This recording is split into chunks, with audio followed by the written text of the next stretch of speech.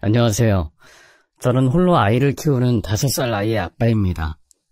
제가 인생 경험이 많은 것은 아니지만 그래도 아이 키우며 열심히 산다고 생각했는데도 결국 이런 일을 겪은 것을 보면 인생은 참 알다가도 모르는 것 같고 사람 속도 참 알기 어려운 것 같네요.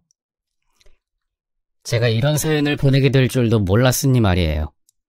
속이는 사람이 나쁘지 속은 사람이 나쁘냐 하는 것을 알면서도 정작 속은 사람들은 스스로를 자책하기 마련입니다. 저 역시도 제가 겪은 일에 관해 아직도 그런 자책을 하고 있으니까요. 남에게 피해를 준 그 사람은 앞으로 어떤 인생을 살지 모르겠지만 사실 저는 지금도 제가 겪은 일을 떠올리면 손발이 떨려 글을 제대로 적지 못할 지경이네요. 이런 일을 극복하기까지 얼마나 많은 시간이 필요할지는 모르겠지만 그래도 남들에게 한번 얘기를 털어놓으면 좀 후련해지고 위로되지 않을까 하는 생각에 용기 내어 사연을 보내봅니다. 제 이야기의 시작은 저의 결혼과 제 전처였던 그 여자를 만난 것으로부터 시작이 됩니다. 어쩌면 시작부터 하지 말았어야 할 인연이었지만 그땐 그 사람이 어떤 여자인지 미처 알지를 못했네요. 제가 아는 그 여자의 모습이 어떤 것이 진심인지는 모르겠지만 결혼 전 제가 알던 그 여자는 세상 누구보다 착하고 배려심이 많은 여자였습니다. 정말 천사라고 생각했어요. 모든 일에 화 한 번 내는 법이 없었고 자기 주장 한 번 내비친 적이 없는 사람이었습니다. 하도 착하게만 사는 것을 보며 가끔은 제가 다 답답할 정도였어요. 길 가며 만나는 생판 모르는 사람에게도 늘 져주기만 하고 양보만 하는 그런 착하고 답답한 사람이었습니다. 길에 지나는 노숙자들을 보면 꼭 지나치지 못하고 제 주머니를 빌려서까지 몇 푼씩 쥐어줘야 성이 풀리는 그런 천사 같은 여자였죠. 모두들 천사 같은 여자를 좋아하지 않습니까? 솔직히 그런 착한 여자를 싫어하는 남자가 몇이나 될지 모르겠네요. 저 역시도 그런 모습에 반한 것이 사실입니다. 제가 그 여자를 처음 보았을 때부터 그런 모습이 마음에 들었던 것 같네요. 일면식도 없던 사이에 아주 우연히 만나게 된 그 여자에게 저는 깊은 호감을 느꼈습니다. 그날은 정말 우연한 일들이 많았던 것 같네요. 처음 만난 그때는 길을 걷다가 우연히 옛 동창을 만나 결혼 소식을 듣게 되었고 얼떨결에 가고 싶지 않은 결혼식 청첩장까지 받아버린 날이었습니다. 내 나이 30에 남들은 다들 장가가는구나 싶어서 괜한 우울감에 정처 없이 거리를 걸었던 것 같아요. 그렇게 한참을 걷다 보니 어딘지도 모르는 동네가 나왔습니다. 그러다 한 골목에서 그 여자를 만났죠. 리어카에 폐지를 잔뜩 실어 가시는 웬 할머니를 돕는 젊은 여자. 그게 제가 그 사람을 만났던 첫 만남이었습니다. 내 또래이거나 나보다 조금 어려 보이는 그 여자는 자기도 버거울 텐데 그 작은 몸으로 참 열심히도 리어카를 밀더군요. 그걸 보니 저도 모르게 돕고 싶다는 생각이 들었고 뭘 생각할 여유도 없이 저는 그 여자 옆으로 가서 서게 되었습니다. 힘들어 보이시는데 저도 좀 도울게요.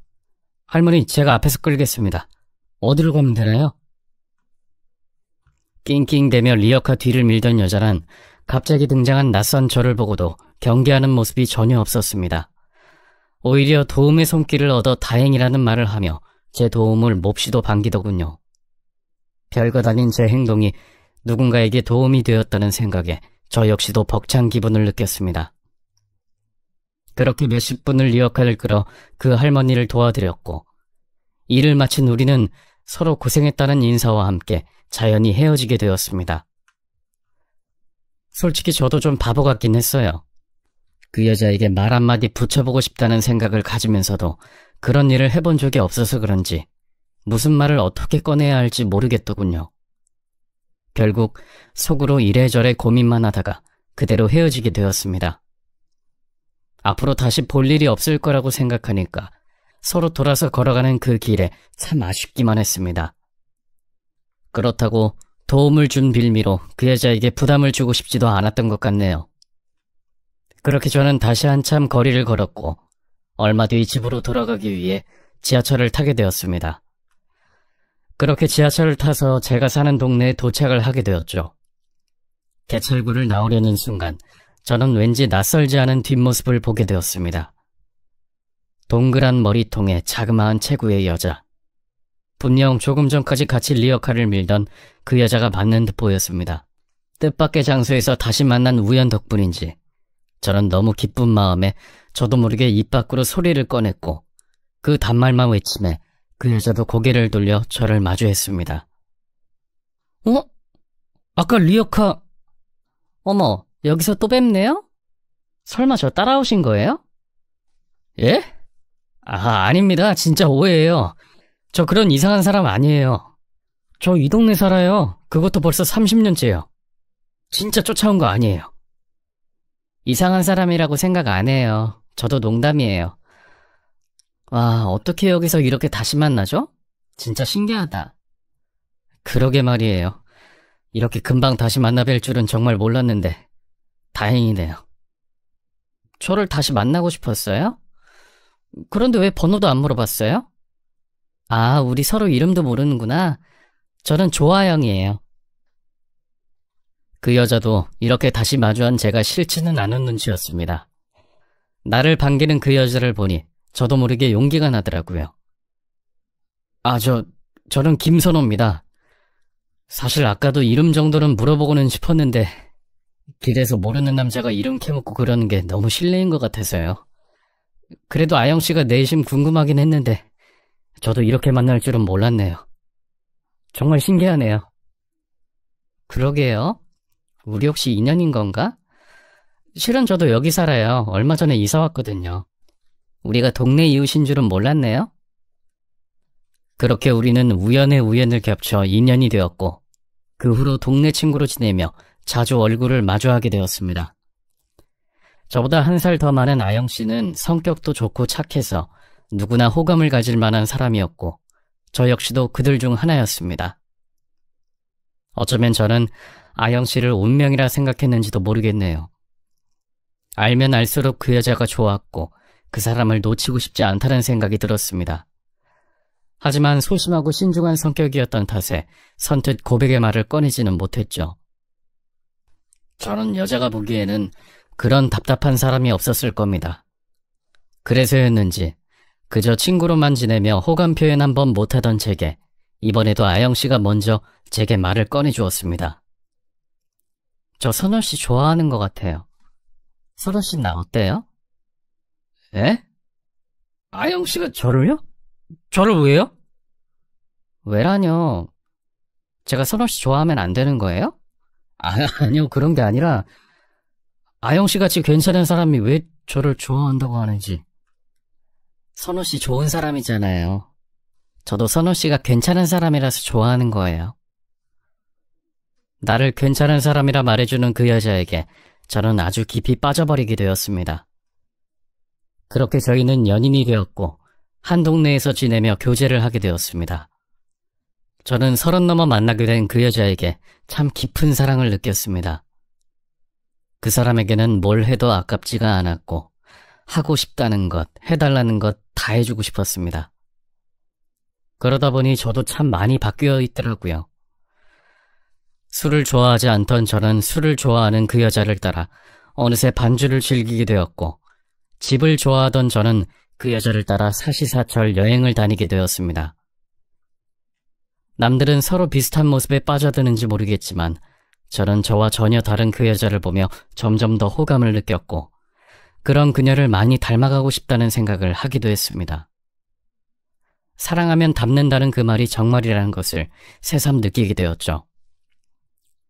이제 와서 생각을 해보면 닮아갔던 것은 저 혼자였던 것 같지만 그때는 그 여자에게 스며드는 제가 참 좋았던 것 같습니다. 어느새 여자친구에게 다 맞추고 있는 저를 보고서도 싫다기보다는 내가 그 사람을 이토록 사랑하는구나 싶어 벅찬 감정을 느꼈으니까요. 저도 참 바보처럼 그 여자를 사랑했네요. 그래도 그땐 그게 당연할 만큼 저희도 참 사이가 좋았습니다. 그 사람은 늘 내게 웃어주었고 내 호의에 항상 고마워했었어요. 매일 눈 뜨면 내게 전화해서 내 안부를 묻고 잠들기 전에는 늘 내게 하루의 일과를 물었습니다. 아무도 궁금해하지 않던 나의 일상을 그녀와 공유하며 저는 평생 내 짝을 찾은 기분이 들었고 어느 순간 그 여자 말고는 결혼을 상상할 수도 없는 지경이 되었습니다. 그렇게 2년을 연애를 하고 저는 정말 멋진 프로포즈를 준비하여 그녀를 감동시키고 싶었습니다. 내가 남들보다 잘난 것이 없을지는 몰라도 당신만큼은 꼭 행복하게 해주겠다며 나와 평생을 함께 해달라 말하고 싶었습니다. 몇 달을 혼자 몰래 반지를 고르고 몇 날 며칠을 고백을 준비했는지 모르겠네요. 늘 소박한 것을 좋아하던 그녀였기에 저는 그런 그녀의 취향에 맞춰 작은 이벤트를 준비했습니다. 연극 보는 것을 즐겨하던 그녀를 위해 작은 소극장을 빌렸고 그녀만을 위한 작은 연극을 준비했죠. 물론 서툴고 멋없어 보일지는 몰라도 그녀를 생각하는 제 진심만은 전해지기를 바라고 바랐습니다. 다행히도 그런 저의 진심이 그녀에게 통했는지 그녀는 곧바로 제게 예스라 말해주었고 우린 그렇게 결혼을 약속하게 되었습니다. 그렇게 예비 처가댁에 인사를 드리러 찾아갔고 다행히도 저는 환대를 받을 수 있었습니다. 아유, 우리 아영이가 대체 언제 결혼할 사람을 데려오나 걱정했는데 이렇게 훤칠한 남편감을 데려올 줄이야. 우리는 반대할 것도 없어. 그냥 둘이 잘 살면 그만이지. 솔직히 딸 가진 부모님들은 딸 걱정에 따지고 재는 게 많으실 줄 알았는데 제가 모은 돈이 얼마인지 집안 상황이 어떤지 하나 묻지도 않으시고 무조건 좋다며 결혼을 지지하시는 두 분을 보며 기쁘지만 의아한 기분까지 느꼈었네요. 그래도 결혼 승낙을 받으니 저는 정말 기뻤습니다. 쇳불도 단김에 빼랬다고 그날 당장 상견례 날짜까지 잡아서 돌아갔죠. 그 뒤로는 정말 속전속결로 결혼 준비가 이루어졌습니다. 세상 모두가 우리의 결혼을 축복해주는 기분이었어요. 그렇게 우리는 드디어 결혼을 하게 되었고 정식으로 가족이 되었습니다. 사랑하는 아영씨와 저는 아이도 낳고 알콩달콩 행복한 인생을 꿈꾸게 되었죠. 우리는 꽤 행복한 신혼을 즐겼습니다. 당연하게도 아이를 가질 생각이었기에 짧은 신혼이 더 각별하기도 했습니다.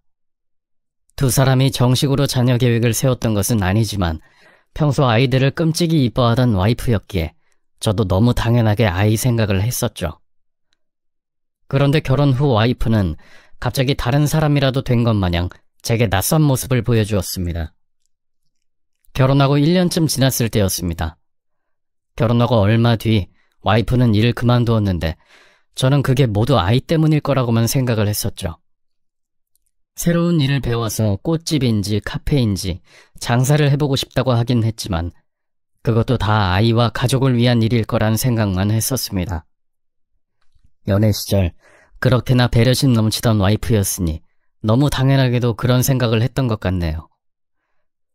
그렇게 일을 그만둔 와이프는 다른 일을 준비한다며 집에서 지내기 시작했고 자기가 1년이라도 인생 경험이 더 많지 않냐며 제 월급을 가져가서 관리했습니다. 우리가 2달 만나서 결혼한 것도 아니고 거의 3년을 알고 지냈으니 그동안 신뢰나 믿음도 적진 않았죠. 연애 시절 보았던 와이프의 모습이 전부였던 저는 결혼 후에도 변함없이 알아서 잘할 거라 믿었습니다. 그런데 웬걸요. 제가 적은 돈을 버는 것이 아님에도 와이프는 저축 한 푼이 없었고 뭘 배우겠다며 이것저것 건드려만 보고는 막상 제대로 시작한 일은 하나도 없었습니다. 그리고 전에 없이 게으른 모습도 많이 보였죠. 이전에도 그렇게 깔끔하다는 느낌은 못 받긴 했지만 그래도 일을 다니는 사람이다 보니 어쩔 수 없이 예의 차리고 다녔던 게 있었는지 일을 그만둔 뒤로는 정말 너무 심하다 싶을 정도로 널브러져 지내더군요. 삼시세끼 뜨거운 밥을 바란 것은 아니지만 적어도 제가 퇴근해서 돌아오면 밥이라도 해놓을 줄 알았습니다. 그런데 와이프는 자기도 바빴다며 하루 걸러 배달 음식을 시켜 먹었고 그러니 돈이 모일 틈이 있었겠나요. 몰랐던 와이프의 모습에 조금 당황스럽긴 했지만 지나갈 일이라 생각하여 따져 묻지 않았습니다. 어차피 곧 아이를 가질 테고 애엄마가 되면 정신없이 바쁠 테니 얼마 안 되는 그 여유를 그냥 편히 부리게 두고 싶었어요. 그런데 갑자기 와이프가 제게 폭탄 선언을 하더군요. 자기는 아이를 갖고 싶지 않다며 제게 정관 수술을 하고 오라는 겁니다. 그제서야 저는 무언가 잘못되었다는 생각이 들었습니다. 그게 무슨 말이야? 우리 곧 아이 가질 거 아니었어? 회사도 그래서 그만둔 거 아니야? 그게 무슨 말이야. 내가 언제 애 낳겠다 그랬어. 왜 혼자 북치고 장구쳐? 뭐? 아니 그럼 갑자기 회사는 왜 그만둔 거야? 임신 계획 때문에 그랬던 거 아니야? 말했잖아. 회사 생활하기 지겹다고. 돈도 많이 못 받는데 내 시간도 제대로 못 쓰고 그냥 내 사업, 내 가게 하고 싶다고 했잖아. 그래, 그것도 나중에 아이 육아 때문에 그러는 줄 알았지. 근데 갑자기 딩크를 하자니 그게 무슨 소리야? 나 애 낳기 싫어. 당신은 남자라서 속 편한 소리 하나 본데 임신은 여자한테 고통이야. 지금도 집안일을 내가 더 많이 하는데 애까지 낳으면 육아에 살림에 나만 죽어나는 거 아니야? 집안일은 나도 돕잖아. 지금은 당신이 일을 안 하고 여유가 있으니까. 당신 아이 좋아하잖아. 애들만 보면 이뻐 죽더니 갑자기 왜 그래? 아, 그냥 싫어. 결혼했다고 내 인생 애한테 저당 잡혀 살고 싶지 않아. 낳고 싶으면 당신이 낳아오던가. 아무튼 나는 임신 생각 없으니까 당신도 나한테 스트레스 주지 마. 참 황당했습니다. 자녀 계획은 부부 사이의 중대사인데 그걸 나와 한마디 상의도 없이 저렇게 통보를 하는 법이 어딨나요? 게다가 아이를 낳기 싫다는 그 이유도 저는 납득이 되지 않았습니다. 그렇다고 낳기 싫다는 사람한테 억지로 떠넘길 수도 없는 일이고 저는 우리 사이의 합의점을 찾기 위해 많이 노력했습니다. 사실 말이 노력이지 제가 참 많이 포기하고 양보했던 것 같네요. 아이만 낳으면 살림 신경 쓰지 마라. 내가 살림이고 육아고 많이 돕겠다. 정 힘들면 사람도 쓰겠다. 아이 어린이집 갈 나이만 되면 나가서 일을 하든 장사를 하든 상관하지 않겠다. 별별 회유를 해가며 와이프의 마음을 돌리려 참 애를 썼습니다. 그만큼 저는 우리 아이를 가지고 싶었어요. 하지만 씨알도 안 먹히더군요. 결국 아이 낳아서 손해보는 건 여자인 자신이라며 저더러 이기적인 사람이라며 매도했고 몇 번은 제 말이 듣기도 싫다며 친정으로 가버리기까지 했습니다. 그쯤 되니 저도 지쳐서인지 그 사람을 이해해주고 싶어서인지 그냥 그러려니 두게 되더라고요. 그래, 내가 애 낳겠다고 결혼한 것도 아니고 내 와이프를 사랑해서 한 결혼인데 싫다는 사람 억지로 마음 돌려 고생시킬 필요가 있냐 하는 생각이 들었습니다. 물론 아쉬운 마음이 있긴 했지만 아이 때문에 사랑하는 사람과 싸울 바에는 그냥 제가 포기하는 게 낫겠다 하는 생각이 들었습니다. 그렇게 마음을 놓으니 서로 싸움도 없고 오히려 저도 스트레스 없이 속이 편하더라고요. 그렇게 우리는 다시 평화로운 일상을 되찾는 듯 보였습니다.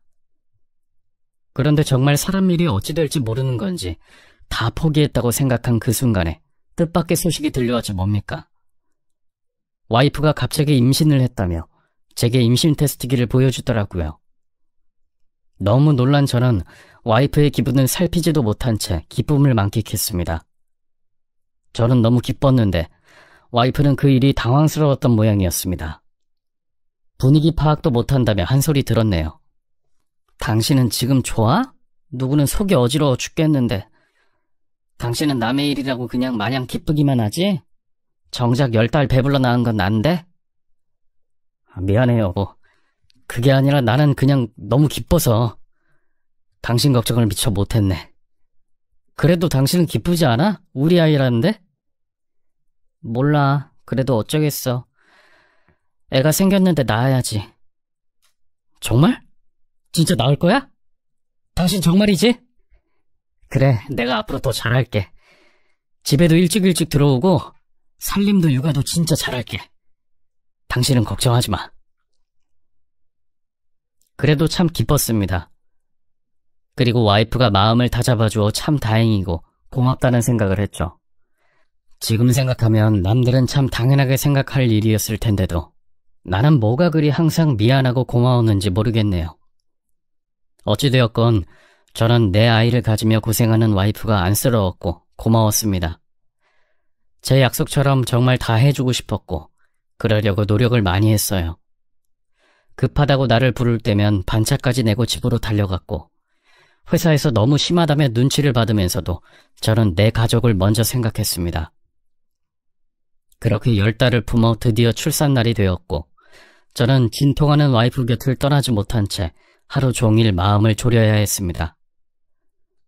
와이프가 혼자 누워서 아파하는 걸 보고 있으니 차라리 내가 대신 나았으면 좋겠다는 생각까지 들더라고요. 고통스러운 출산 과정을 지켜보고 있자니 와이프가 아이를 낳기 싫다던 그 말도 어느 정도 이해가 되기도 했습니다. 그래도 출산은 참 경이로운 일이죠. 그렇게 모두의 축복 속에 우리 딸아이가 태어났고 저는 딸바보가 되었습니다. 너무 예뻤어요. 아직 누굴 닮았는지 얼굴이 퉁퉁 불어 제대로 알아보기도 힘든 벌건 얼굴이지만 제 눈엔 평생 만났던 그 누구보다 참 예뻤습니다. 와이프에게 미안해서 차마 말은 못했지만 그 아이의 얼굴이 와이프보다 몇 배는 더 이뻐 보이더군요. 내 자식이라는 게 이런 기분이구나 싶어서 저도 모르게 너무 감격스러웠습니다. 하지만 그렇다고 와이프에 대한 애정이 달라지는 것은 아니죠. 이렇게 예쁜 아이를 낳아준 와이프에게 저는 고맙고 또 고마웠습니다. 힘겨운 출산으로 지쳐있는 그 모습까지도 너무 사랑스러운 내 와이프였습니다. 사랑하는 사람과 아이까지 낳아 새 식구가 된 우리는 행복한 가족이 되고 싶었습니다.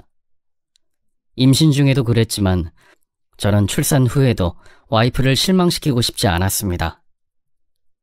정말 열과 성을 다해서 육아를 도왔고 어쩔 때는 퇴근하고 돌아와 집안일하고 밤새 아이 돌보느라 한숨도 못 자고 출근을 했던 적도 있었습니다. 나 없이 하루 종일 아이와 고생할 와이프가 안쓰러워서 내가 그렇게 힘든 것도 아무렇지가 않았어요. 그래도 서로 힘든 상황이니 서로 다독여가며 이겨내면 될 거라 생각했습니다. 그런데 와이프는 그리 쉽게 만족하지 않았습니다. 제가 무엇을 얼마나 노력을 하든 성에 차지 않았나 봅니다. 퇴근이 왜 이렇게 늦어? 나 힘들어 죽는 꼴 보고 싶어서 그래? 당신은 하루 종일 밖에 있으니까 그냥 좋지? 집에 애가 있던 와이프가 있던 걱정도 안 되지? 무슨 말을 그렇게 해. 나도 하루 종일 걱정했지. 오늘도 진짜 엄청 빨리 온 건데? 그럼 내가 괜히 그런다 이거야? 아니 그게 아니라 나도 노력한다 그거지. 사람 관계라는 건 양방향인 건데 언제부터인지 저 혼자 노력을 하는 모양새였습니다. 와이프는 제게 늘 모자라다며 늘 부족하다며 불평불만만 했고 저는 그 앞에서 매번 변명밖에 할 수가 없었죠. 애초에 와이프는 아이를 보는 것 말고는 집안일을 거의 손도 대지 않았습니다. 그래서 제가 잠을 줄여가면서 집안일을 하는데도 저런 식이니 대체 어디까지 참고 견뎌야 하는지 모르겠더군요. 저도 사람인지라 참아야겠다 마음 먹으면서도 틱틱거리는 말에 불만이 나올 수밖에 없었습니다. 늘 참던 제가 맞받아치니 그게 그렇게 억울했던 모양이에요. 이거 봐, 이거 봐. 자기가 맨날 애 타령하고 여자 고생하는 줄도 모르면서 애 낳아달라 그래서 기껏 낳아놨더니 그깟 집안일 좀 했다고 나한테 이렇게 화를 내는 거야? 내가 하는 말이 다 잔소리 같지? 당신 정말 그러면 안 돼. 나한테 약속했던 거 다 잊어버리고 이러면 안 된다고. 당신도 적당히 좀 해. 나도 노력하잖아. 혼자 벌어 일 다니면서 이 정도 하는데도 어떻게 매번 불만이야? 나도 정말 힘들다고. 네가 힘들까 내가 더 힘들까? 그러게 왜 애 낳으라고 해서 이 사단을 벌여? 어느 순간부터 우리는 점점 멀어지고 있었던 모양입니다. 한번 굽힐 줄을 모르는 와이프는 끝까지 재탄만 하고 나섰고 결국 대화는 매번 싸움이 되었습니다. 내가 아는 와이프가 저 여자가 맞는지, 이게 다 정말 아이 같자고 바라는 나 때문인지, 아니면 내 노력이 부족해서 와이프 말대로 내가 나쁜 남편이라 그런 건지. 연애 때는 나한테 화 한 번 낼 줄 모르던 사람이 남편 말 한마디 들어줄 생각이 없는 걸 보니 저는 너무 혼란스러웠습니다. 그렇게 싸움이 계속되더니 와이프는 결국 1살 난 아이를 어린이집에 보내기로 결정했습니다. 아직은 너무 어리지 않나 싶어 반대하고 싶었지만 싫으면 저더러 집에서 아이를 보라는 말에 결국 또 대화가 싸움으로 이어져 그냥 포기를 하게 되었죠. 집에 돈 버는 사람이 나 혼자인데 육아휴직을 낼 수 없는 저더러 대체 어쩌라는 건지. 저는 결국 그 상황을 받아들일 수밖에 없었습니다. 그래도 그때까지는 한 번도 이혼 생각까지 해본 적은 없었습니다. 육아가 너무 힘들어서 그렇겠지. 낳기 싫다는 아이를 나 때문에 낳아서 그렇겠지. 산후 우울증 같은 건가 보다며 저는 갖은 이유를 들어서 와이프를 이해하려고 노력했고 그때까지도 와이프를 사랑한다 생각했었습니다. 저는 아직까지 와이프를 생각하는데 그 사람은 대체 언제부터 제게 마음이 떠났던 건지 모르겠네요. 어린아이를 어린이집에 보내놓고 사회생활을 시작하겠다 선언한 집사람은 점점 밖에 있는 시간이 길어지고 가족들을 멀리하더니 기어이 사단이 나고 말았습니다. 제가 와이프 대신 아이를 돌보며 일과 육아에 쫓기는 동안 그 사람은 밖에서 다른 사람을 만나고 있었더라고요. 그것도 저는 정신이 없어서 까맣게 몰랐다가 한참 뒤에야 다른 사람이 생겼다며 이혼해달라는 말을 와이프의 입에서 직접 듣게 되었습니다. 처음에는 거짓말인 줄 알았어요. 너무 화가 나서 나한테 괜히 헛소리를 하는구나 생각했죠. 설마 내가 믿고 사랑했던 그 여자가 나한테 그런 짓을 할 줄은 꿈에도 상상하지 못했습니다. 게다가 애 엄마 아닙니까? 아직 어린아이까지 있는 사람이 어떻게 그런 얘기를 할 수가 있었겠어요. 하지만 바람이 난 것은 사실이었더군요. 그 여자는 마지막까지도 모든 것이 제 탓이라며 저를 욕했습니다. 그래, 나도 내가 바람핀 건 잘못했다고 생각해. 그런데 내가 오죽하면 그랬을까 하는 생각은 안 해봤어? 내가 바람난 것도 어떻게 보면 다 당신 때문이야. 당신 언젠가부터 나한테 화만 내고 우리 대화나 제대로 통하기나 했어? 집에 와도 늘 잔소리에 싸움만 하고. 그러니까 나도 어디 마음 털어놓을 곳이 필요했던 거 아니야. 그 말을 들으며 참 황당하면서도 하도 제 탓을 당해서 그런지 한편으론 정말 나 때문인가 하는 생각까지 하고 말았습니다. 하지만 누구의 탓인지 그게 뭐가 그리 중요하겠나요? 와이프에게 다른 사람이 생겼다는 것은 사실이었고 그 상황에 저는 아이를 지켜야 했습니다. 혹여나 애엄마가 아이를 데려가겠다고 할까봐 얼마나 마음이 졸였는지 모릅니다. 저는 모든 걸 내어줘서라도 아이를 지키고 싶었고 때문에 그 상황에서도 와이프의 비위를 맞출 수밖에 없었습니다. 결국 저는 조용히 이혼을 하게 되었고 다행히도 아이의 친권과 양육권은 제가 가져올 수 있었습니다. 그 여자에게 위자료나 양육비 한 푼 받지 못했지만 그때 저는 아이를 위해서라면 아무것도 상관없다 싶었습니다. 저는 홀로 아이를 키우려 강해져야 했고 그렇게 이혼의 슬픔을 다 느끼기도 전에 홀로 서기를 해야 했죠. 정말 슬퍼할 겨를도 없었던 게 사실입니다. 배신감과 분노감에 온몸이 뒤틀리면서도 그 여자가 어찌 살고 있는지 궁금해할 새도 없었어요. 이제 내게 남은 가족은 딸 하나뿐이었고 내 딸에게 엄마의 빈자리까지 채워주고 싶었습니다. 하지만 남자 혼자 어린 딸아이를 기르는 일은 정말 쉬운 일이 아니었습니다. 물론 저희 부모님이나 주변 가족들이 도와주시긴 했지만 결국 아이의 유일한 보호자는 저 한 사람이었고 저는 아이를 위해서라도 감기 한번 앓을 수가 없는 처지였습니다. 그래도 다행인 것은 이혼 전에도 제가 살림이며 육아며 거진했기 때문에 그런 부분에선 와이프의 빈자리가 크게 느껴지지 않았다는 것입니다. 그걸 좋아해야 할지도 모르겠네요. 아무튼 저는 남은 인생을 딸아이를 위해 살기로 결심했고 딸에게 좋은 아빠가 되기 위해 무던히도 애를 썼습니다. 그런데 아이가 조금씩 말을 트고 친구들을 사귀면서 제 고민은 점점 더 깊어졌습니다. 여자애라 그런지 제가 미처 신경 쓰지 못하는 부분들이 많이 있더라고요. 예를 들면 여자아이들이 좋아하는 옷이나 장신구라든가 다른 엄마들이 공들여 묶어주는 예쁜 머리 모양 같은 거죠. 아이가 아직 어려 엄마가 없는 것을 크게 인지하진 못하지만 아이를 하원시키러 갈 때마다 다른 아이들과 비교되는 내 아이의 모습에 저는 괜히 주눅이 들었습니다. 다른 엄마들이 예쁘게 꾸며주는 만큼 해주고 싶어서 노력을 해봤지만 손이 무딘 저는 도저히 그 수준에 따라갈 수가 없더라고요. 그냥 핀 하나 더 꼽아주는 것이 최선인 정도였습니다. 아이는 불평 한마디 한 적이 없지만 그럴 때면 저는 괜히 미안해서 이혼을 한 것이 후회가 되기도 했습니다. 애초에 내가 결정할 수 있는 입장도 상황도 아니었지만 그래도 내가 조금 더 참고 견뎠다면 이혼은 막을 수 있지 않았을까. 그러면 우리 아이에게도 엄마가 있지 않았을까. 자꾸만 후회스러웠습니다. 그렇게 또 금세 시간이 흘렀습니다.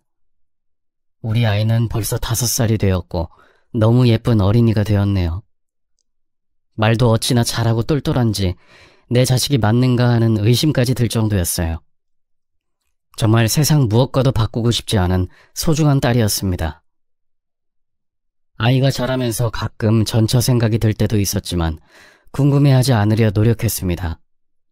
여태 아이 소식을 궁금해하지도 않는 여자를 제가 구태여 소식을 알 필요가 뭐가 있겠습니까? 그런데 그 소식을 알고 싶지 않은 것도 제 욕심이었는지 어느 날 아주 갑자기 전처가 저를 찾아와 몇 년 만에 그 얼굴을 마주보게 되었네요. 솔직히 놀라기는 했습니다. 그렇게나 예쁜 자식을 버리고 갈 정도였으면 지금쯤 아주 행복하게 살고 있을 줄 알았는데 그 꼴이 참 안타까울 정도였거든요. 모르는 사람이 보면 노숙자라고 생각했을 겁니다. 어디서 지내고 있는 건지 다 낡아빠진 작은 트렁크를 끌고 얼굴은 얼룩덜룩하니 다해진 허름한 차림으로 제 앞에 서 있더군요.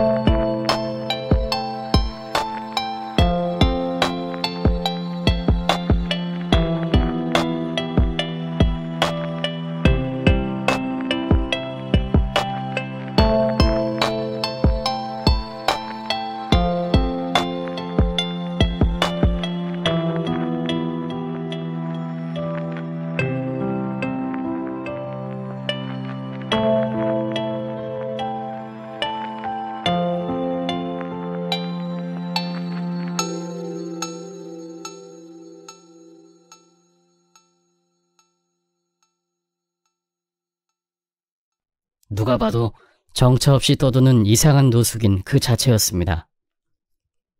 대체 뭘 하다가 그 꼴로 내 앞에 나타난 건지 궁금하기도 하고 묻고 싶은 것도 많았지만 그렇다고 우리를 버리고 떠난 그 여자의 사정을 알아주고 싶지도 않았습니다. 다시는 찾아오지 말라고 문전박대하고 싶었죠. 그런데 그 여자가 대뜸 제 팔을 붙잡더니 이제 와서 우리 딸을 한번 보여달라 통사정을 하는 겁니다. 이혼하고 몇 년이나 아이 소식 찾지도 않던 여자가 이제 와서 아이가 보고 싶다니 저 역시도 그 말을 믿을 수가 없었습니다. 그런데 전처는 자기 진심을 좀 알아봐 달라며 제게 하소연을 시작하더군요. 여보, 내 말 좀 들어봐. 나도 사정이 있었을 거 아니야. 내가 이런 몰골인 걸 보고도 아무렇지도 않아? 당신 몰골이 어떻든 내가 바람나서 헤어진 전처 걱정을 해야 해? 그래, 그건 내가 미안해. 근데 그렇다고 내가 우리 딸 안 보고 싶었던 것은 아니야. 나는 오히려 아이를 위해서 보고 싶은 마음을 애써 참았던 거야.